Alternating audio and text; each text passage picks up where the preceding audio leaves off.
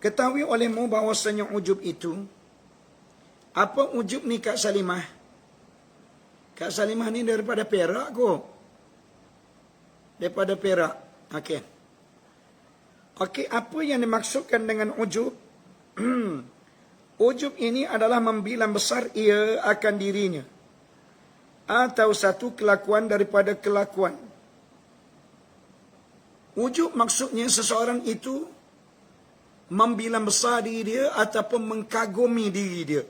Dia rasa hebat. Dia rasa dia hebat berbanding dengan orang lain. Dia rasa dia comel berbanding dengan orang lain. Dia rasa dia paling mulia berbanding dengan orang lain. Dia rasa dia segala-galanya. Contoh, seperti ilmu, seperti ibadah. Maknanya dia rasa dia ilmu lebih tinggi daripada orang lain. Dia ada PhD, Hanafi, setakat diploma je. Manakala Saudah, setakat SPM je. Orang ni ijazah. Oh, dia rasa hebatnya bila dapat segulung ijazah. Dia tengok orang tu tak dapat ijazah, dia hina orang ni. Itu dia panggil ujub. Ataupun ibadah. Mana dia rasa dia boleh bangun semalam semayang tahajud. Pukul 4:30 pagi. Orang ni tak boleh bangun semayang tahajud. Dia rasa hebat. Bila rasa hebat, dinamakan ujub. Ingat, ujub ni adalah sifat yang dilarang oleh agama. Dan tidak takut ia akan hilangnya. Jadi orang ni dia tak takut langsung akan hilangnya apa-apa yang dirasa bangga oleh diri dia. Sedangkan apa yang dibanggakan itu, bila-bila masa saja Allah Ta'ala boleh tarik. Contoh, dia rasa hebat dengan ilmu yang ada pada dia. Bila-bila masa saja Allah Ta'ala boleh tarik ilmu yang ada pada dia. Dan lupa ia akan bahawasanya pemberian itu adalah Allah yang memberi. Mana segala apa yang ada pada diri dia tu tak perlu kita banggalah, Aidah. Kita ni manusia, apa yang ada pada diri kita ni semuanya pemberian Allah Ta'ala. Jadi sebab itulah kita nak faham betul-betul apa yang kita miliki ini tidak ada langsung pun yang kita milik. Semua apa yang ada pada diri kita itu adalah pemberian Allah Ta'ala. Jadi sebab itu dilarang sama sekali kita mengkagumkan diri. Kita bersyukur tak apa. Alhamdulillah, Allah Ta'ala beri kepada aku comelnya. Ya Allah, kekallah kecomelan yang ada padaku, kecantikan yang ada padaku. Alhamdulillah, memberi ilmu yang banyak padaku. Ya Allah, kekallah ilmu ini. Berilah kemampuan kepada aku beramal. Itu tak salah. Kalau begitu, bukan ujub namanya. Ujub ni maknanya dia mengkagumi diri dia dengan dia meremehkan orang lain. Itu ujub. Oh, aku comel, orang tuduh. Aku hidung macam, orang tu kepek hidung dia. Aku bibir mulut merah, orang tu hitam beletuk. Itu yang tak boleh. Maka jika melihat ia akan nikmat atasnya dengan ilmu dan amal dan lainnya, dan takut ia akan hilangnya, dan sukacita ia dengan nikmat yang Allah Ta'ala beri ke atasnya kerana nikmat itu datang daripada Allah, maka itu tidak dinamakan ujub. Begitu pula. Dia kata sekiranya dia melihat nikmat yang Allah Ta'ala beri kepada dia, contoh ilmu. Allah Ta'ala beri kepada dia mengaji tak banyak pun, tapi pandai dia hebat daripada orang lain. Allah Ta'ala beri nikmat kepada dia, mana ilmu tak banyak, tapi amalan dia, ya Allah Rabbi. Ni, dua orang sahabat saya ni. Sekarang baru buka puasa. Start daripada 1 Zulhijjah sampai ke hari ni. Hari ni berapa Zulhijjah? 7. Sampai hari ni 7 Zulhijjah. Tak pernah miss, tak pernah tinggal lagi. Saya ustaz, baru 1 hari baru puasa. Cakap banyak je ustaz. Orang yang bukan ustaz ni, lepas hari puasa. InsyaAllah murid-muridku, esok kita kena puasa dan lusa kita kena berpuasa. InsyaAllah jangan tinggal. 2 hari ni jangan tinggal kerana fadilah dan ganjaran dia terlalu besar. Saya minta murid-murid kita yang mendengar ceramah kita pada malam ini, tolong pastikan esok kita kena puasa, lalu lusa juga kita kena puasa. Lusa tu hari yang ke-9 daripada Zulhijjah. Maka kita amat digalakkan berpuasa dan banyaklah doa kepada Allah Ta'ala. InsyaAllah Allah Ta'ala akan terima doa kita. Ingat. Ni, sahabat saya sedang berbuka puasa sambil mendengar ceramah. Hebat dia. Okey. Dia kata jika dia melihat kepada nikmat yang Allah Ta'ala beri kepada dia, contoh ilmu, contoh lagi amal, contoh lagi apa-apa saja nikmat yang Allah Ta'ala beri kepada dia. Melihat itu merupakan nikmat dan sukacita dia terhadap pemberian Allah, dengan tidak sekali-kali dia berbangga sehingga sampai lupa daratan, maka ini adalah dipuji dan tidak dinamakan ujub.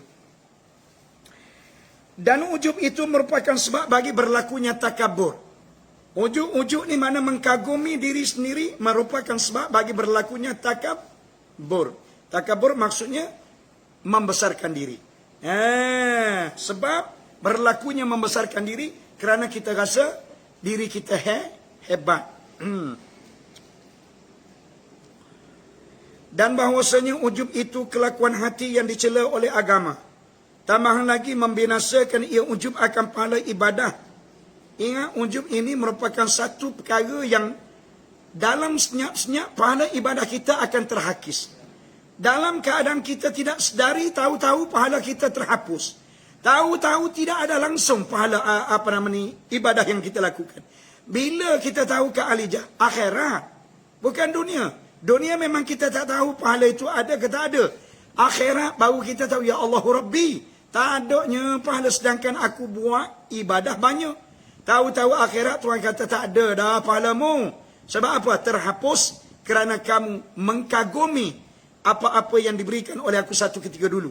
Sama ada mu perasan ataupun tidak, itu terpulang kepada kamu. Tapi hakikatnya, kamu lupa bahawa kamu satu ketika dahulu telah mengkagumi diri kamu, di mana mengkagumkan diri ini adalah perkara yang dilarang oleh agama. Takkanlah kamu tak mengaji? Tok guru masa tu ramai, boleh kamu belajar, boleh kamu menadah kitab, boleh kamu mendengar, boleh kamu datangi mereka untuk bertanya. Tapi kenapa kamu tidak berbuat demikian? Kenapa? Jawab. Jadi hari ini Kak Zalih Hasan kena tanya diri sendiri. Berapa kali hari ini mengaji? Dan berapa kali awak makan? Berapa kali awak mengecapi nikmat Allah Ta'ala? Cuba jawab. Mana kita mengecapi nikmat Allah Ta'ala terlalu banyak. Yang kita lakukan ibadah kepada Allah Ta'ala terlalu sikit. Memang tidak padan langsung. Tak padan kita nak balas kebaikan Allah Ta'ala kepada diri kita. Jadi besok kita akan ditanya, dan agak-agak boleh jawab, kita boleh. Kalau dalam dunia pun kita gagal menjawab, akhirat nanti lagi-lagi lah gagal menjawab. Dan Allah Ta'ala berfirman berkaitan dengan orang yang ujub ini. Allah Ta'ala kata, wa yawma hunainin idh a'jabatkum kasratukum falam tughni ankum syai'a. Dan pada peperangan Hunain, ketika mana kamu orang Islam mengkagumi jumlah umat Islam pada waktu itu, tentera Islam pada waktu itu terlalunya ramai. Terlalu ramai sangat jumlah tentera Islam pada waktu peperangan Hunain. Kemudian falam tughni ankum syai'a, Allah Ta'ala kata dengan jumlah yang ramai pada waktu itu, sekali-kali tidak mengkayakan dia. Tidak mengkaya maksudnya sekali-kali tidak memberi apa-apa. Maknanya umat Islam kalah juga dalam peperangan itu. Cerita dia begini. Peperangan Hunain ini dia berlaku pada 3 Syawal tahun yang ke-8 daripada Hijrah. Peperangan Hunain berlaku pada 3 Syawal tahun yang ke-8 Hijrah. Mana Hunain ini? Hunain ini adalah satu tempat berada di antara Mekah dan Taif, di tengah-tengah tu. Antara Mekah dan Taif, di tengah-tengah tu ada nama satu tempat yang dinamakan Hunain. Maka di waktu itu berlaku peperangan antara orang Islam dengan orang kafir. Orang Islamnya adikku Eli, ramainya jumlah umat Islam seramai 10,000 orang. Manakala orang kafirnya terlalu sikit. Apabila umat Islam ini merasakan jumlah mereka itu terlalu ramai dan melihat kepada jumlah orang kafir ini terlalu sikit, maka umat Islam pada waktu itu rasa, dalam tangan dah kita ni. Memang mesej bank, orang Kelantan kata mesej bank jadi. Setakat nak mengalahkan dia ni, mana pada biasa-biasa je tu. Kenapa? Sebab jumlah kita ni ramai. Rupa-rupanya disebabkan bongkak dan sombongnya mereka pada waktu itu, Allah Ta'ala telah menguji tentera Islam yang ramai. Akhirnya sekali-kali tidak dapat mengalahkan musuh yang begitu sedikit. Akhirnya tentera Islam terpaksa patah ke belakang, melarikan diri ke belakang, mencari plan strategi untuk mara ke hadapan kali yang kedua. Pada waktu itu Allah Ta'ala mengkisahkan dalam surah At-Taubah ayat 25. Allah Ta'ala kata, laqad nasarakumullahu fi mawatina kathira. Allah Ta'ala kata sesungguhnya Allah Ta'ala telah menolong kamu, wahai orang Islam, pada kebanyakan peperangan yang dihadiri oleh kamu. Banyak peperangan yang dihadiri oleh kamu, mungkin ingat, aku yang datangkan pertolongan kepada kamu, sehingga kamu mencapai kemenangan. Di mana di peringkat awalnya pada peperangan Hunain ini, kamu hampir mengalami kekalahan. Walaupun jumlah kamu lebih ramai daripada orang kafir pada waktu itu. Akhirnya Allah Ta'ala kata, aku datangkan pertolongan, menyebabkan kamu menang. Wa yawma Hunain, iaitu pada ketika berlakunya peperangan Hunain, idh a'jabatkum kasratukum, di mana pada waktu itu kamu telah mengkagumi oleh jumlah kamu yang begitu ramainya. Falam tughni ankum syai'a, tiba-tiba jumlah kamu yang ramai ini sekali-kali tidak dapat mengalahkan musuh. Wa daqat 'alaikumul ardu bima rahubat, maka pada waktu itu seolah-olah bumi yang begitu luas menjadi sempit. Apa? Gambarannya apabila orang ni hampir tewas, hampir kalah, walaupun bumi itu luas, boleh tahan dia nak lari, tetapi dia tak nampak jalan untuk dia menyelamatkan diri dia. Allah Ta'ala jadikan bumi yang luas itu menjadi sempit. Thumma wallaitum mudbirin, maka pada waktu itu Allah Ta'ala kata, kamu semua paling ke belakang melarikan diri. Tapi bukan lari itu lah, lari ke belakang memikir untuk mara ke hadapan kali yang kedua dengan mengambil plan strategi. Jadi Allah Ta'ala kata pula pada dua ayat yang ke-26, thumma anzalallahu sakinatahu ala rasulihi wa ala al-mu'minin. Pada waktu umat Islam, tentera Islam lari ke belakang, pada waktu itu mereka berfikir bagaimana kita nak mara ke hadapan kembali. Maka pada waktu itu diketuskan ilham. Allah Ta'ala turunkan ilham kepada baginda Nabi. Maka Nabi telah meraungkan perkataan Allahu Akbar. Mana suara ini menggamitkan keadaan pada waktu itu, sehingga umat Islam telah bangkit semangat, kemudian mara ke hadapan pada kali yang kedua. Di waktu itu Allah Ta'ala kata, anzalallahu sakinatahu ala rasulihi, Allah Ta'ala telah menurunkan ketenangan kepada Rasul dia, dan juga Allah Ta'ala turunkan kemenangan kepada umat-umat Islam, orang-orang yang beriman pada waktu itu. Kemudian wa anzala junudan lam tarauha, di waktu itu juga Allah Ta'ala datangkan tentera-tentera di kalangan para malaikat yang orang lain tak nampak. Maknanya orang kafir tak nampak tentera yang membantu umat Islam di kalangan para malaikat, sehingga disebut oleh para sahabat yang berada dalam peperangan ni, tiba-tiba tengok pedang terlancar dengan sendiri. Orang yang melancarkan tak ada. Zak, kena orang kafir mati. Zak, mati. Hebat pada waktu itu. Jadi siapa dia yang melancarkan pedang itu? Takkanlah pedang itu dia terbang dengan sendiri, tak. Pedang itu dilancar oleh malaikat yang tidak kelihatan pada waktu itu. Sebab itulah Allah Ta'ala menyebut dalam ayat ini, wa anzala junudan lam tarauha, aku menurunkan beberapa tentera di kalangan para malaikat yang kamu tak nampak dia. Oleh kerana dia malaikat. Wa'adzabal ladzina kafaru, maka pada waktu itu Allah mengazabkan semua orang kafir. Wadzalika jazaa'ul kafirin, akhirnya orang kafir kalah. Maka itulah merupakan balasan yang Allah Ta'ala timpa kepada orang kafir. Poin kita di sini adalah mengkagumi diri menyebabkan mereka kalah dalam peperangan. Jadi begitu juga dengan kita, Ustaz Hanafi, ingat baik-baik. Walaupun you ni smart, walaupun you ni isteri ramai, jangan you rasa bangga bila you dapat kahwin ramai. Ingat baik-baik. Ramai lagi orang yang lebih ramai isteri berbanding dengan awak. Awak baru seorang dia isteri. Wah, hebat dah. Jangan main-main. Maknanya kita syukur, alhamdulillah. Syukur aku dapat bini. Orang lain tak dapat bini. Contoh. Baik. Dan Nabi SAW bersabda, Nabi kata, thalathun muhlikan, ada 3 perkara yang boleh mengundang kebinasaan. Ada 3 perkara, Cik Anis, yang boleh mengundang kebinasaan seseorang. Yang pertama kata Nabi, syuhun muta', iaitu kedekut yang diikuti. Ingat baik-baik, kita orang Islam jangan ada sifat kedekut. Kedekut ni mana terlalu sayang sangat kepada apa yang ada. Jangan. Sebab kita diciptakan oleh Allah Ta'ala untuk menjadi pemurah. Oleh kerana Allah Ta'ala bersifat dengan Rahman dan Rahim. Allah bersifat dengan pemurah. Allah bersifat dengan penyayang. Kita jangan menjadi orang yang kedekut. Sebab kita orang yang diciptakan oleh Allah. Kita kena ikut. Apabila Allah Ta'ala bersifat dengan pemurah, Allah bersifat dengan penyayang, maka kita hendaklah menjadi pemurah dan penyayang juga. Baik, Nabi mengatakan 3 kebinasaan yang mengundang manusia. Yang pertama, manusia yang kedekut dan dituruti sifat kedekut dia. Macam contoh yang saya beritahu dalam pengajian yang lepas, sehingga nak makan budu, cicah dengan kacang panjang, didirikan kacang panjang. Kenapa? Sebab tak boleh dibaringkan kacang panjang ini, bimbang takut melekat budunya banyak. Allah kedekut begitu sekali. Tuan-tuan sekalian, kalau kaya sekalipun mu tak bawa juga hartamu. Jangan sampai peringkat berdekut. Jangan sampai peringkat kedekut. Baik. Yang kedua, wahawa muttaba'un. Hawa nafsu yang dituruti. Hawa nafsu yang dituruti ni. Hawa nafsu dia nak benda ni, dia ikut. Hawa nafsu nak benda ni, dia ikut. Hawa nafsu nak benda tu, dia ikut. Benda yang mengikuti hawa nafsu ni, Khalijah, dia akan berakhir dengan kekecewaan. Sebab nafsu ni dia tidak berakhir dengan keseronokan. Nafsu ni tak ada. Kalau kita menuruti nafsu, biasanya kita akan berakhir dengan kekecewaan. Kita akan berakhir dengan penderitaan.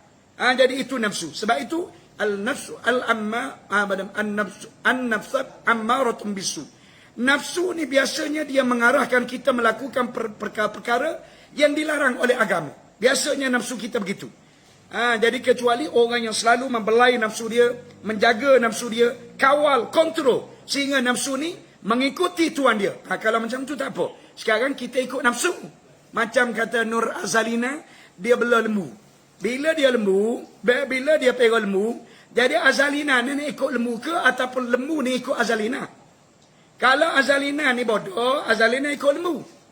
Kalau Azalina ni citi, lembu tu kena ikut Azalina. Sebab sekarang siapa dia tuan? Lembu ke tuan ataupun kita tuan? Tapi ramai pengembala lembu, dia ikut lembu. Kenapa? Sebab dia lebih bodoh daripada lembu. Itu contoh. Contoh, kita nafsu pun macam tu juga. Biar nafsu ni ikut kita. Jangan kita ikut nafsu. Apabila kita ikut nafsu, maka dia kata wahawa muttaba'un, maka inilah di antara kebinasaan yang akan mengundang seseorang. Dua.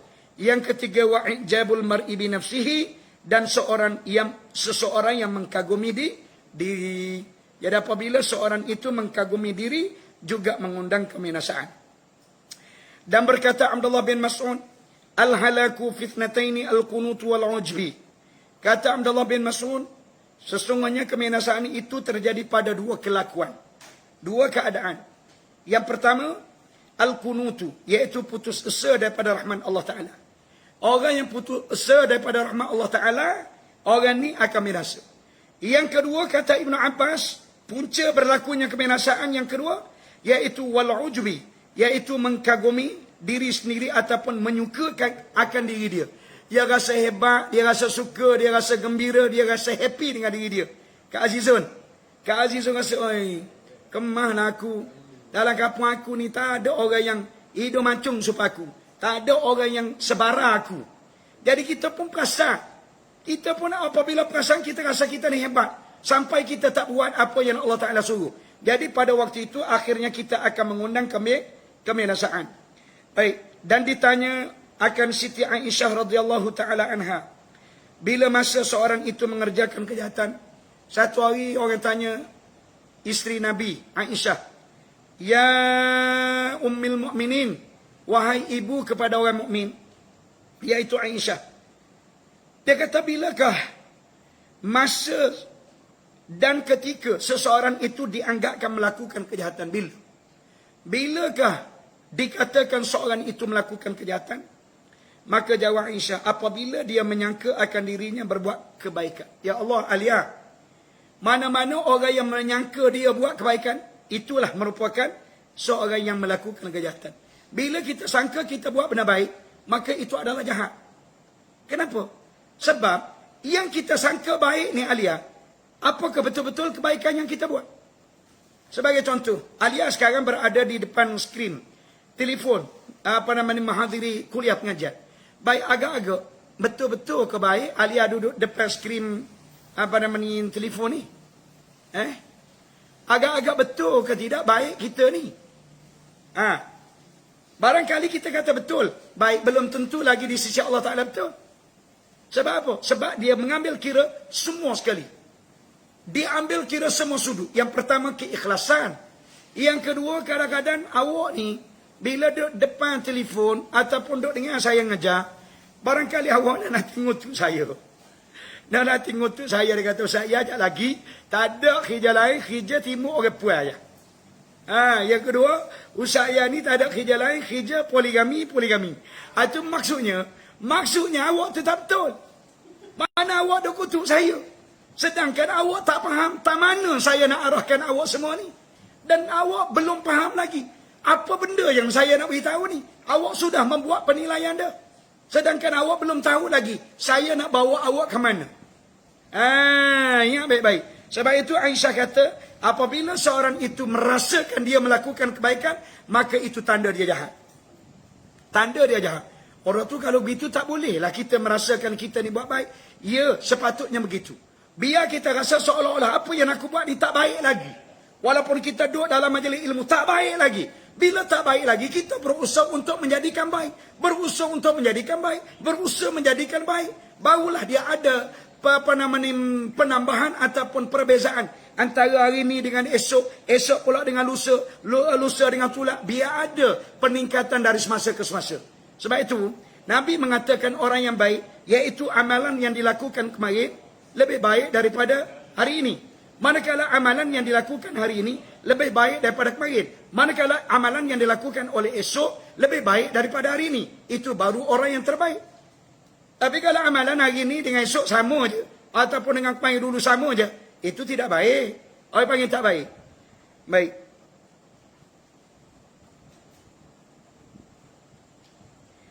Dan memandang seorang lelaki kepada Bashir bin Mansur. Ni ada satu cerita.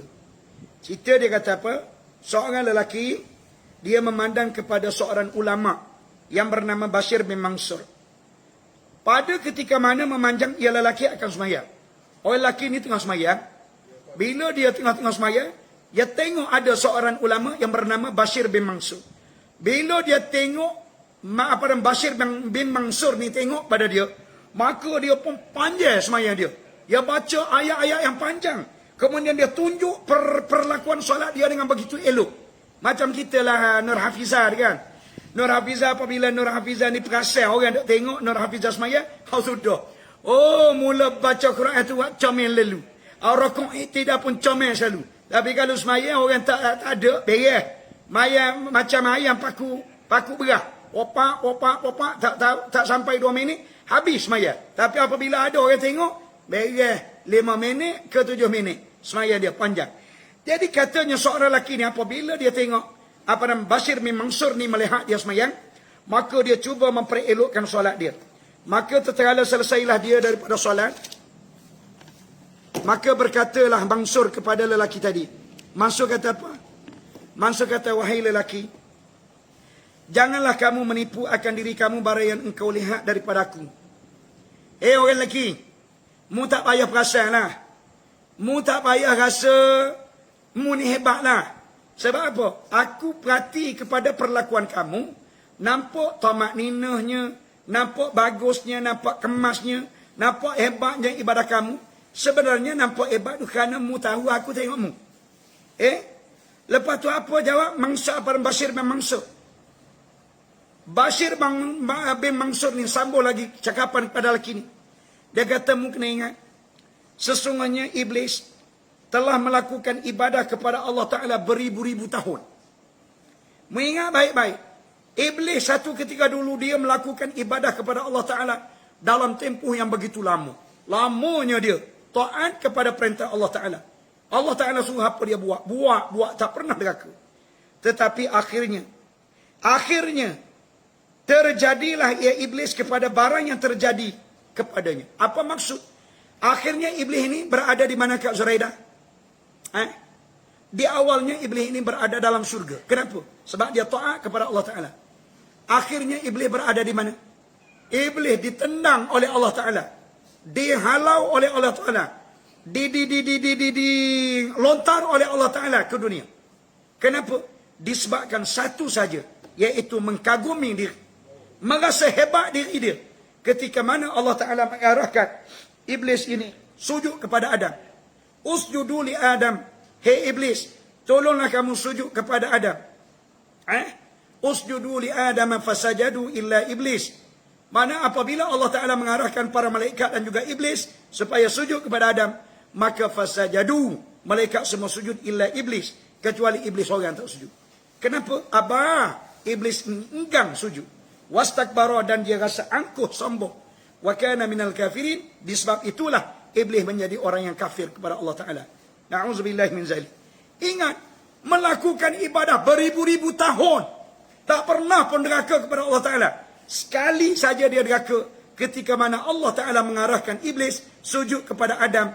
Sewaktu mana Allah Ta'ala menciptakan Adam, maka iblis tak nak sujud. Kenapa? Kata para alim ulama, iblis merasakan bahawa ciptaan dia dengan ciptaan Adam ini berbeza. Di mana dia merasakan ciptaan dia daripada api lebih mulia daripada Allah menciptakan Adam daripada tanah. Ana khairum minhu, aku lebih baik daripadanya. Khalaqtani min nar, Allah Ta'ala menciptakan aku daripada api. Wa khalaqtahu min tin, dan Allah Ta'ala ciptakan Adam daripada tanah. Jadi inilah kesombongan iblis. Akhirnya Allah Ta'ala humman dia ke dalam neraka. Ingat baik-baik. Jadi apabila Syadaq bin Mansur ini, Bashir bin Mansur ini memberitahu kepada lelaki itu, maka terdiam lelaki itu. Tahulah bahawa rupa-rupanya aku bertemu dengan ulama. Aku ingat orang sebarangan. Jadi oleh yang demikian alia, ingat baik-baik. Kalau kita bertemu dengan orang yang alim, orang alim akan tegur kita. Tapi kebanyakan, jarang sangat kita bertemu dengan orang yang alim. Kebanyakan kita berjumpa dengan orang, kebanyakan orang ini dia tak boleh memberi teguran kepada kita. Sebab dia dengan kita lebih kurang sayang. Baik ketahui olehmu bahawasanya sebab baik ujub itu ala jahil. Dia kata sebab berlakunya ujub ini kerana jahil. Dan bahawasanya ubah bagi ujub itu adalah ilmu. Jadi untuk merawat penyakit ujub ini Kak Salmah, hendaklah kena ada ilmu. Kena ada ilmu.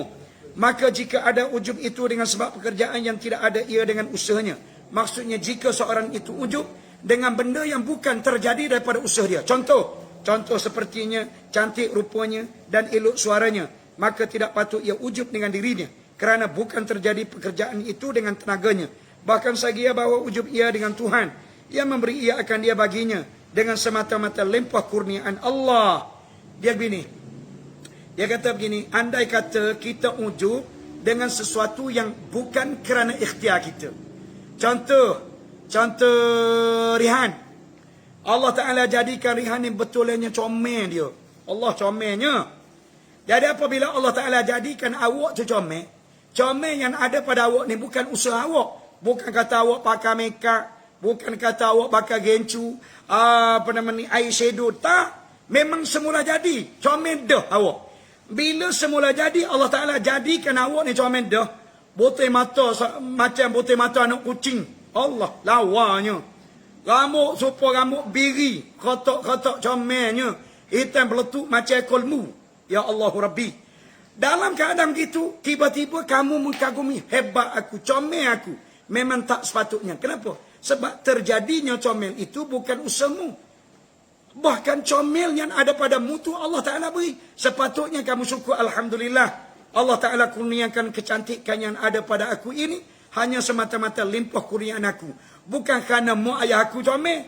Mak ayah aku udah bangga. Macam India aja orangnya. Mak aku pula macam orang Filipin. Udah bangga. Tapi anak jadi barol lah. Anak jadi barol, comel. Jadi kita kena syukur kepada Allah Ta'ala. Jangan kita ujub. Baik. Dan jika adalah ujub itu dengan sebab pekerjaan yang dia usaha. Tadi terjadinya ujub kerana ujub dia kerana anugerah yang Allah Ta'ala datangkan semula jadi. Sekarang pula dia ujub kerana perbuatan dia. Contohnya seperti ilmu. Dia belajar sungguh-sungguh dapat PhD. Ataupun dia mengaji sungguh-sungguh dapat SPM comel. Mengaji sungguh-sungguh dapat masuk universiti. Dia rasa hebat dia kan? Anak orang lain tak boleh masuk universiti belaka. Anak dia semua masuk universiti. Ataupun dia ujub kerana ibadah. Hebat dia ibadah. Orang lain tak boleh puasa macam dua orang ni. Hebat dia. Tapi nasib baik dia ni tak rasa apa-apa. Ni kan? Kalau jenis perasaan ni habislah dia. Jadi jenis dia ni jenis suka puasa. Mana sampai air raya pun puasa juga ni. Rajin sangat dia ni.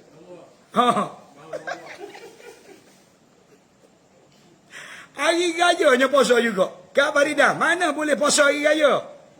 Dalam setahun 5 kali. 5 hari saja dalam setahun diharamkan puasa. Iaitu hari raya puasa.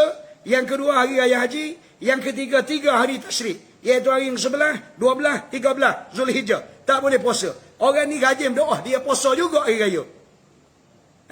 Bahasa orang panggil apa? Bahasa orang panggil pada suka beramal tapi tidak ada ilmu. Okey. Okey. Jika adalah wujud dia dengan sebab pekerjaan yang dia usaha, contoh ilmu dan ibadah, maka saya kira bahawa dia berfikir pada pekerjaan itu dengan sebab apa mudah baginya. Sepatutnya sebelum dia wujud tu kat Salimah, dia kena fikir, kenapalah aku ni cepat sangat Allah Ta'ala beri kepada aku ilmu. Member aku ni ada juga otak, member aku ni ada juga akal, member aku ni banyak juga kemudahan untuk dia dapatkan ilmu. Tapi kenapa Allah Ta'ala beri kepada aku cepat pandai? Ni dalam ramai-ramai anak murid kita ni. Ramai-ramai anak murid kita ni saya yakin ada yang boleh faham dengan cepat, ada yang tak faham, ada yang faham sikit-sikit, ada yang faham banyak. Hak faham banyak tu makna dia boleh jadi ustaz selalu lepas ni. Itu hebat. Hak faham sikit-sikit ni dia akan buat andaian. Ustaz ya kata begini kok akhir sekali, seleweng kok lain. Ada hak tak faham langsung. Dia kata tak tahu gapo ustaz ya beritahu. Jadi tak kira sama ada faham ke tak faham, insya-Allah kita akan diberi pahala oleh Allah Taala. Cuma bergantung kepada keikhlasan kita. Kalau kita berada dalam majlis ikhlas, aku nak dapat ilmu. Dengan ilmu yang aku dapat, aku nak beramal. Allah Ta'ala beri kepahaman kita kuat. Ada orang yang bila dia berada dalam ilmu, dia tak terima.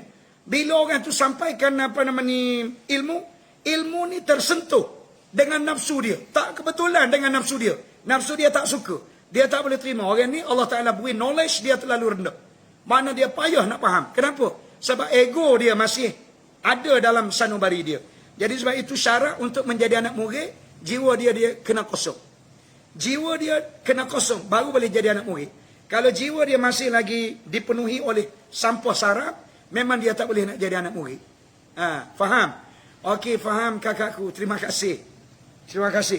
Syekh, buku berapa dah? 33.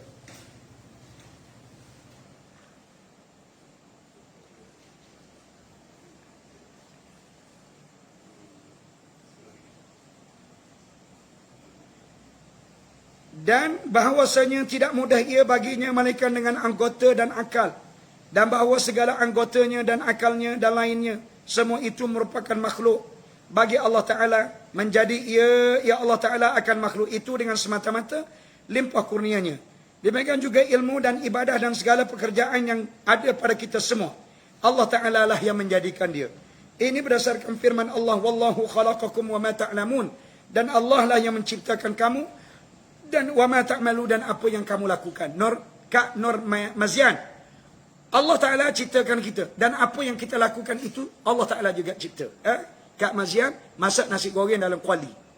Nampak Kak Mazian yang masak nasi goreng. Tapi sebenarnya Allah Ta'ala yang lakukan. Sebab buktinya kalau Allah Ta'ala tak tolong Kak Mazian masak, agak-agak jadi ke dak nasi goreng? Tak jadi. Garanti tak jadi. Molek-molek Kak Mazian nak ambil nasi, tiba-tiba nasi jadi basi. Hari sekali jadi kadang nasi goreng. Tak jadi. Mana apabila nak goreng, kena masak dulu nasi. Apabila nak masak nasi, mungkin pada waktu Kak Mazian mikir, lama pula bila nak masak nasi, lepas tu nak goreng. Baik kita tukarlah. Tukar kepada buat nasi, kemudian telur dadah, lepas tu seekor dan sebagainya. Maknanya, daripada perancangan asalnya nak buat nasi goreng, jadi benda lain. Itu sebagai bukti, apa yang kita buat itu adalah Allah yang menjadi penentu. Bukan kita. Baik, dan Allah Ta'ala berfirman, wa ma tasha'una illa an yasha Allah. Dan apa yang kamu kenaki semuanya Allah Ta'ala kenaki. Apa yang kita kenaki sekarang Kak Mazian, itu juga yang Allah Ta'ala kenaki. Dan kadang-kalanya apa yang kita kenaki, kadang-kalanya Allah Ta'ala tidak kenaki. Tidak terjadi. Tidak terjadi. Sebab itu banyak benda yang kita rancang, akhir sekali tidak berjaya apa yang kita rancang. Kenapa? Sebab yang kita rancang dengan apa yang Allah Ta'ala rancang tidak bersamaan. Jadi sekadar itu dulu yang dapat saya sampaikan dalam ceramah kita pada malam ini. InsyaAllah marilah sama-sama kita berdoa kepada rakan-rakan kita yang terkena COVID dan kepada kita semua agar Allah Ta'ala lindungi kita daripada musibah ini. Bismillahirrahmanirrahim. Alhamdulillahi Rabbil Alamin. Wassalatu wassalamu ala Rasulillah wa ala alihi wa sahbihi ajma'in. Allahumma inna nas'aluka ridhaka wal jannata wa na'udhu bika min sakhatika wan nar. Allahumma innaka afuwun karimun tuhibbul afwa fa'fu anna wa an walidina wa an jami'il muslimina wal muslimat wal mu'minina wal mu'minatil ahya'i minhum wal amwat. Ya Allah, ya Tuhan kami, pada malam yang bertuah lagi mulia ini, kami bersama dengan rakan-rakan murid-murid kami di merata tempat pada malam ini amat mengharapkan bala ihsan dan pertolongan daripada-Mu ya Allah, agar tolong dan bantulah rakan-rakan kami yang terkena COVID-19 ini ya Allah. Berilah kesihatan segeranya kepada mereka ya Allah. Jangan lagi Engkau menguji mereka dengan ujian yang sehebat ini. Ya Allah, berilah kesihatan kepada Rofi'ah binti Zainin, suami dan anak-anak serta cucunya yang terkena COVID. Juga kepada Yunus bin Baydawi, juga kepada kepada Ustaz Ni Muhammad Faris bin Saidin dan adik perempuannya. Juga kepada Tengku Razaliana binti Tengku Putra. Juga kepada Asmawati binti Kamariah yang sekarang ini sedang kritikal berada di ICU. Ya Allah, ya Tuhan kami, berilah kesihatan juga kepada Ustazah Nur Hidayah dan juga keluarganya. Kepada Muhammad Farid bin Jahaya, kepada Nur Syuzyana, kepada Harun, kepada Ruqyah dan anak-anak, kepada Kharijah binti Haji Abdul Karim, kepada Yuzaidah binti Yusuf, kepada Hajah Nur Hayati binti Haji Cik Omar, kepada Edi Yusri dan juga keluarga, kepada Muhammad Amirul bin Abdul Wahab, dan juga kepada semua mereka yang positif COVID. Ya Allah, ya Tuhan kami pohon kepada-Mu, berilah kesihatan yang sebaik-baiknya kepada kami semua. Ya Allah, lindungilah kami semua daripada penyakit yang berbahaya ini. Ya Allah, ya Tuhan kami pohon kepada-Mu agar diberi usia yang panjang kepada kami, umur yang panjang kepada kami, di dalam melaksanakan segala perintah-Mu. Ya Allah, berilah kemampuan kepada kami melakukan apa sahaja yang Engkau arah dan meninggalkan apa sahaja yang Engkau larang. Ya Allah, murahkanlah rezeki kepada kami, rezeki yang halal lagi berkah, serta kurniakanlah kepada kami anak cucu yang saleh serta salihah. Ya Allah, jadikanlah tahfiz kami ini maju semaju-majunya, pelajar tahfiz kami hafizul Quran, anak-anak kami hafizul Quran. Ya Allah, ya Tuhan kami, berilah kami menerima buku catatan amalan melalui tangan kanan kami. Ya Allah, berilah kami memperoleh syafaat Nabi kami. Ya Allah, berilah kami dapat minum daripada kolam Kautsar Nabi kami. Ya Allah, berilah kami dapat berteduh di bawah bayangan arasy-Mu pada hari yang tidak ada bayangan kecuali bayangan arasy-Mu sahaja. Ya Allah, berilah kebahagiaan yang berkekalan kepada kami, isteri kami dan anak-anak kami, serta semua kaum keluarga kami. Ya Allah, ya Tuhan kami, ampunilah semua dosa kami, dosa seluruh umat Islam di mana sahaja mereka berada, sama ada yang masih hidup maupun yang telah mati. Ya Allah, kepada janda-janda kami, kepada duda-duda kami, kepada anak gadis kami yang belum lagi bertemu pasangan, kami pohon berilah kepada mereka itu pasangan yang terbaik. Berilah zuriat keturunan yang terbaik juga kepada mereka. Ya Allah, kami amat mengharapkan agar umat Nabi Muhammad ini menjadi umat yang terbaik. Kami tidak bangga ramainya umat yang derhaka kepadamu, dan kami tidak bangga lahirnya umat berbentuk pengzinaan. Ya Allah, terlalu ramainya umat Islam yang berzina di luar sana ya Allah. Kami tidak ketahui kenapa mereka berbuat demikian ya Allah. Kami pohon berilah taufik hidayah kepada mereka ini ya Allah, agar mereka ini cepat berkahwin. Ya Allah, Engkau bukalah pintu hati mak ayah mereka, agar mak ayah mereka ini menerima perubahan, agar perkahwinan anak-anak mereka ini dilakukan dengan cara yang paling mudah dan pantas, mengelakkan anak-anak mereka berzina terlebih dahulu. Allahumma rabbana atina fid dunya hasanah wa fil akhirati hasanah wa qina adzaban nar wa adkhilnal jannata ma'al abrar ya aziz ya ghaffar ya rabbal alamin. Wa sallallahu ala Muhammad wa ala alihi wa sahbihi ajma'in. Walhamdulillahi rabbil alamin. Qabbalallahu minkum. Okey, terima kasih semua, terima kasih. Tak sempat saya nak bilang seorang-seorang ni.